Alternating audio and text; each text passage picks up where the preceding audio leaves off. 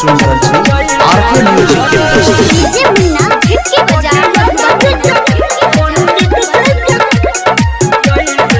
छुए के हमरा छके कर मजाल रे तोरा जैसा लफुआ के गलती ने डाल रे ले आ जो तोरा नहीं पता छुई हमरे इलाका छै। छुए के हमरा छके कर मजाल रे तोरा जैसा लफुआ के गलती ने डाल रे देखबही की चावल चाहे चाहे ऊ करी पई बेना सुन ओगे यादव जी के खुश के जाई बहना मधुबनी में दोबारा फिर वही बहना ओगे काम जी के खुश के जाई बहना मधुबनी में दोबारा फिर यही बहना तारा भंगा में दोबारा फिर यही बहना मुन्ना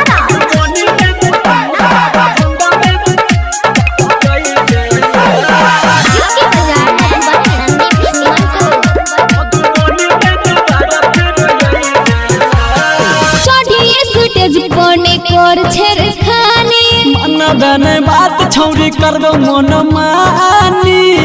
भक जो देख पावर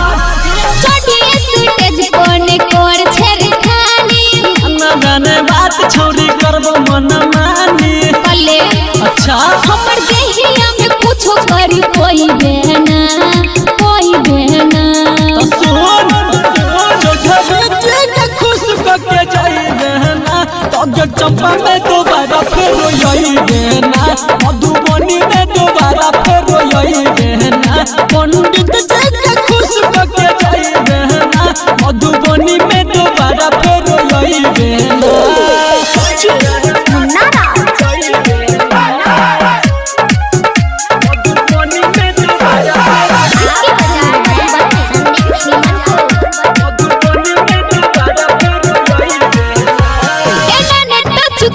संदीप हमरो बजरिया अब न सटाले तू कमर से कमरिया तू सब छोड़ ना तू सटेरा एना ने टच करे संदीप हमरो बजरिया अब न सटाले तू कमर से कमरिया हट जाई दे अरे किसे मजा भी के सिले कोई देना तो सुन ओगे यादव जी के खुश के जाई बहना मधुबनी में दोबारा फिर वही बहना तारा भंगा में दोबारा फिर यही बहना मधुबनी में दोबारा फिर यही बहना तारा भंगा में दोबारा फिर यही बहना। Presented by RK Music।